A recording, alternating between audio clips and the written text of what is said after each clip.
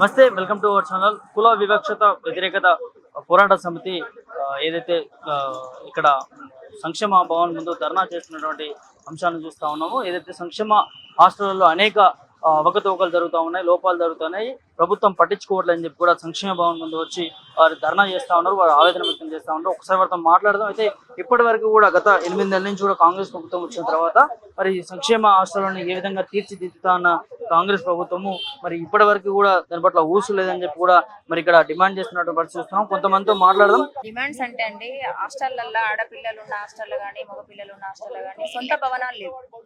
ఒకటి సొంత భవనాలు నిర్మించాలి. వాళ్ళకి మౌలిక సదుపాయాలకు కొరత ఉంది, అది చూడాలి.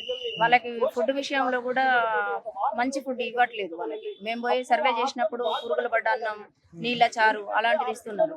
మళ్ళీ ఒకటి ఆడపిల్లలు ఉన్న దగ్గర సెక్యూరిటీ లేదు. చుట్టూ కాంపౌండ్ హాల్ కానీ లేకపోతే సిసి కెమెరా కానీ ఏది లేదు. లోపలికి కుక్కలు వెళ్తున్నాయి, తాగుబోతులు వెళ్తున్నారు. అదంతా వాటర్ పిల్లలు ఫస్ట్ ఫ్లోర్ నుంచి సెకండ్ థర్డ్ ఫ్లోర్ వరకు వాళ్ళే వాటర్ క్యాన్లు తీసుకొని పోయే పరిస్థితులు ఉన్నాయి.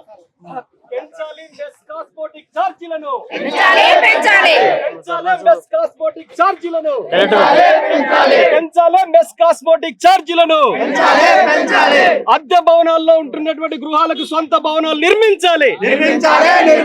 రాష్ట్రంలో అద్దె భవనాల్లో ఉంటున్నటువంటి వాటన్నిటికి 173 సొంత భవనాలు నిర్మించాలి. కాపాడండి 64,000 మంది విద్యార్థుల భవిష్యత్తును. కాపాడండి 64,000 మంది విద్యార్థుల భవిష్యత్తును. ఎట్లా చూస్తారన్న ఇవాళ రాష్ట్ర వ్యాప్తంగా హాస్టల్లో కావచ్చు అన్ని కూడా?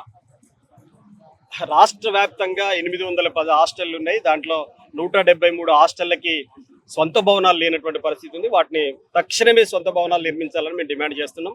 మెస్ కాస్మోటిక్ ఛార్జీలు, నిత్యావసర సరుకుల ధరలు అన్ని పెరిగినాయి. ప్రభుత్వం విద్యార్థుల యొక్క మెస్ కాస్మోటిక్ ఛార్జీలు మాత్రం ఏమాత్రం పెంచట్లేదు. మేము అందుకనే చెప్తున్నాం, ఇప్పుడు 1,100 రూపాయలు ఇచ్చి నెలంతా బతుకమని చెప్పి 7 నుంచి 10 తరగతి విద్యార్థులకు చెబుతుంది. అట్లాగే 7వ తరగతిలో పిల్లలకి 950 రూపాయలు మాత్రమే ఇస్తున్నటువంటి పరిస్థితి ఉంది. అవి కూడా గత జూన్ నుంచి ఇప్పటి వరకు పెండింగ్ లో ఉన్నటువంటి పరిస్థితి ఉంది. 6-7 నెలలుగా ఇవ్వనటువంటి పరిస్థితి ఉంది. కాలేజ్ హాస్టల్కి అయితే 8 నెలలుగా, ఈ సోషల్ వెల్ఫేర్ హాస్టల్లో ఉన్నటువంటి బిలో 10th విద్యార్థులకైతే 6 నెలలుగా ఇప్పటి వరకు అందనటువంటి పరిస్థితి ఉంది. అందుకని మెస్ ఛార్జీల్ని 1,100 నుంచి 2,500లకు పెంచాలని మేము డిమాండ్ చేస్తా ఉన్నాం. అట్లా చేయాలని చెప్పేసి కోరుతున్నాను. అట్లాగే సొంత భవనాలు నిర్మించాలని కానీ కాలేజీ స్థాయి విద్యార్థులకి ప్యాకెట్ మనీ గతంలో 2021లో 500 రూపాయలు ఇచ్చారు. ఇప్పుడు దానిని 2,000 రూపాయలకు పెంచాలని చెప్పేసి మేము డిమాండ్ చేస్తున్నాం. అది కొనసాగించాలని చెప్పి కోరుతున్నాను. అట్లాగే పక్క ఇప్పుడు గవర్నమెంట్ బిల్డింగ్లు శిథిలావస్థలో చాలా ఉన్నాయి. పెచ్చులు ఉడుతున్నాయి, మీద పడుతున్నాయి, కాంపౌండ్ వాళ్ళు లేనటువంటివి ఉన్నాయి. పందులు కుక్కలు వచ్చి విద్యార్థులతోటి పడుకోనేటువంటి పరిస్థితి ఏర్పడుతుంది. కాబట్టి వాటన్నిటిని మరమ్మతులు చేయించడానికి ప్రత్యేక బడ్జెట్ కేటాయించమని చెప్పేసి కోరుతున్నాను. అట్లాగే హాస్టల్లో వార్డెన్ పోస్టులు, ఏఎస్డబ్ల్యూ పోస్టులు చాలా ఖాళీగా ఉన్నటువంటి పరిస్థితి ఉంది. ఒకటే వార్డెన్ 5-6 హాస్టళ్లను ఇన్ఛార్జిగా ఉంటున్నటువంటి పరిస్థితి ఉంది. విద్యార్థుల బాగోగులు చూడనటువంటి పరిస్థితులు కూడా ఏర్పడుతున్నాయి. అట్లాగే హాస్టల్ వార్డెన్ హాస్టల్కు దగ్గర పట్ల తన నివాసం ఉంటే తన పిల్లల్ని ఎట్లయితే చూసుకుంటాడో హాస్టల్ పిల్లలను కూడా అట్లా చూసుకోవడానికి అవకాశం ఉంటుంది. వార్డెన్లు చాలా దూరంగా ఉండటం ద్వారా అందుకునేటువంటి పరిస్థితి లేదు విద్యార్థులకు ఏమొచ్చినా. తర్వాత విద్యార్థులు ఇటీవలి కాలంలో హాస్టళ్లలోనే చనిపోయినటువంటి పరిస్థితి ఉంది విష జ్వరాలతోటి. అట్లాగే సూర్యాపేట, భువనగిరి ఇట్లాంటి హాస్టల్లో చనిపోయినటువంటి పరిస్థితిని కూడా మనం చూస్తా ఉన్నాం. కాబట్టి వైద్యం అందించే విధంగా ప్రభుత్వం ప్రత్యేకమైనటువంటి ఒక డాక్టర్ని నియమించాలి. హాస్టల్కి ఒక ప్రభుత్వ డాక్టర్ని నియమించాలి. ఆ దగ్గరలో ఉన్న ఏరియా హాస్పిటల్లో మెడికల్ ఆఫీసర్ ఉంటాడు, ఆయన నియమించాలని చెప్పి కోరుతున్నాం. సరిపడ మందులు ఇవ్వండి అని చెప్పేసి కూడా మేము డిమాండ్ చేస్తున్నటువంటి పరిస్థితి ఉంది. అందుకని ఇట్లాంటి ముఖ్యమైనటువంటి డిమాండ్స్ ద్వారా ఈ రోజు ప్రభుత్వ అధికారులకి, సోషల్ వెల్ఫేర్ కమిషనర్ గారిని కలవడానికి కులవివక్ష వ్యతిరేక పోరాట సంఘం రాష్ట్ర కమిటీ డిమాండ్ చేస్తూ ఇక్కడికి రావడం అనేటువంటి జరిగింది. అంటే ఇక్కడ ప్రభుత్వం కూడా ముఖ్యమంత్రి రేవంత్ రెడ్డి గారు సంక్షేమ హాస్టళ్లను కాపాడుతాము, సరైన సదుపాయాలు కల్పిస్తామని చెప్పినటువంటి ముఖ్యమంత్రి గారు మరి ఇన్ని అవకతవకలు జరుగుతూ ఉన్నాయి. మరి కలవడం జరిగిందా? దీనిపైన ప్రభుత్వం స్పందించింది. రాష్ట్ర ముఖ్యమంత్రి గారికి మేము కోరేది ఒకటే, ఈ రాష్ట్రంలో ఉన్నటువంటి సాంఘిక సంక్షేమ అధికారులు, సామాజిక సంఘాలు, విద్యార్థి సంఘాలతో ఒక సంయుక్త మీటింగ్ ఏర్పాటు చేయండి. రాష్ట్రంలో మీరు గతంలో నేనేం చెప్తున్నట్టే, ముఖ్యమంత్రి గారు మాట్లాడిన మాటలే మేము మాట్లాడుతున్నాం. ముఖ్యమంత్రి గారు ప్రతిపక్షంలో ఉన్నప్పుడు హాస్టల్ నిద్ర చేశాడు. హాస్టల్ నిద్ర చేసినప్పుడు ఇంత తక్కువ డబ్బులతోటి మీ పిల్లల్ని చదివిస్తారా కేటీఆర్ అని చెప్పి ఆయన ప్రశ్నించాడు. అప్పుడు కేటీఆర్ని మేము కూడా ప్రశ్నించాం రేవంత్ రెడ్డి గారితో కలిసి. ఇప్పుడు మేము రేవంత్ రెడ్డి గారిని అడుగుతున్నాం, మీరు హాస్టల్లో బస చేసినప్పుడు ఉన్నటువంటి డబ్బులే ఇప్పుడు వస్తున్నాయి కదా, ఇప్పుడు మీరు ముఖ్యమంత్రి అయ్యారు, మీరు అధికారంలోకి వచ్చారు, మీ చేతుల్లో పచ్చ పెన్ను ఉంది, ఒక సంతకం పెట్టి బడ్జెట్ కేటాయించండి, మెస్ ఛార్జీలు పెంచండి, పక్కా భవనాలు నిర్మించండి, కాస్మోటిక్ ఛార్జీలు పెంచండి, మెస్ బకాయిలు విడుదల చేయండి, సుమారు 12 కోట్ల రూపాయలు ఈ ఇంటి అద్దెల రూపాయలు ఇవ్వాల్సిన అవసరం ఉంది, వాటిని విడుదల చేయండి అని చెప్పి మేము డిమాండ్ చేస్తున్నాం. ముఖ్యమంత్రి గారికి అదే డిమాండ్ చేస్తున్నాం ఇప్పుడు. అంటే స్వయాన తనే చెప్పిండు కదా, మరి ఎందుకు ఈ నిర్లక్ష్యం చూపుతా ఉన్నాడు అనుకుంటారు? ఎందుకు నిర్లక్ష్యం చూపిస్తున్నాడు అని చెప్పేసానంటే వాళ్ళకి ఈ విద్యార్థుల సమస్యల్ని గతంలో పడుకున్నటువంటి పరిస్థితి బస చేసినటువంటి విషయాల్ని మర్చిపోయారు. ప్రతిపక్షంలో ఉన్నప్పుడు ఒకలాగా, అధికారంలోకి వచ్చిన తర్వాత ఒకలాగా ఉంటే విద్యార్థుల బాధలు అయితే అప్పుడు ఇప్పుడు ఒకేలాగా ఉన్నాయి కదా. మీరు మారుతున్నారే కానీ విద్యార్థుల భవిష్యత్తు మారట్లేదుగా. మీరు ఒకప్పుడు ప్రతిపక్షంలో ఉన్నాడు, ఇప్పుడు అధికారంలోకి వచ్చారు. విద్యార్థుల బతుకులు మార్చడం కోసం కదా మీరు చేయాల్సింది. మీరు ఏం చేశారు ఇప్పుడు దాన్ని బట్టే కదా మనం నిర్ధారించినటువంటి అవసరం ఉంటుంది. ఏం చెప్తారు ముఖ్యమంత్రి, మీ డిమాండ్స్ ఏంటి?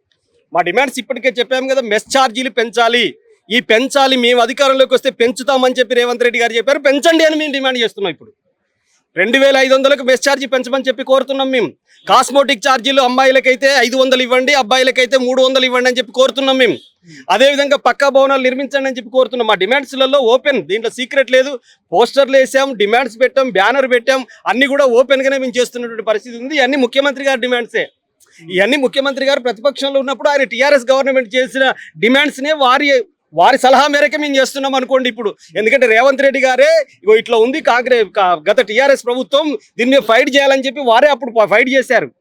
ఇప్పుడు మీరు అధికారంలో ఉన్నారు కాబట్టి మేము చేస్తున్నాం. మీరు న్యాయమైన డిమాండ్ అని అప్పుడు ఒప్పుకున్నారు కదా, మీరు బస చేశారు కదా, ఇప్పుడు దీన్ని న్యాయమైన డిమాండో కాదో మీరు తేల్చండి అని చెప్పి మేము కోరుతున్నాం. ప్రభుత్వం ఇప్పటికీ పట్టించుకోకపోతే తర్వాత మీ కార్యాచరణ ఏంటి? ఇప్పటికే మా కార్యాచరణ ఇప్పుడు కమిషనర్ గారికి వినతి పత్రం ప్రజాస్వామ్యయుతంగా ధర్నా చేసి వినతి పత్రం ఇస్తాం ఇక్కడ.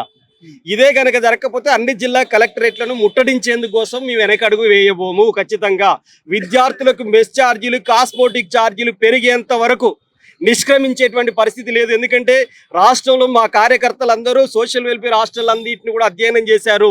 289 హాస్టల్ని అధ్యయనం చేశారు. చాలా కీలకమైనటువంటి సమస్యలు తీసుకొచ్చారు. అనేక మంది విద్యార్థులు ఏ పందులతో కుక్కలతో సహజీవనం చేస్తున్న దుస్థితిని కనిపెట్టారు మా వాళ్ళు. ప్రహరీ గోడ లేక తాగుబోతులు స్వైర విహారం చేస్తూ ఉంటే వాటిని పరిశీలించారు మా వాళ్ళు. ఇట్లాంటి అనేక రకాల డిమాండ్స్ మీద మేము సర్వే చేసిన ప్రత్యక్ష అనుభవాలు ఉన్నాయి కాబట్టి ఆ అనుభవాల్ని ప్రభుత్వం దృష్టికి తీసుకురావడం కోసమే ఈరోజు రావడం అనేటువంటి జరిగింది.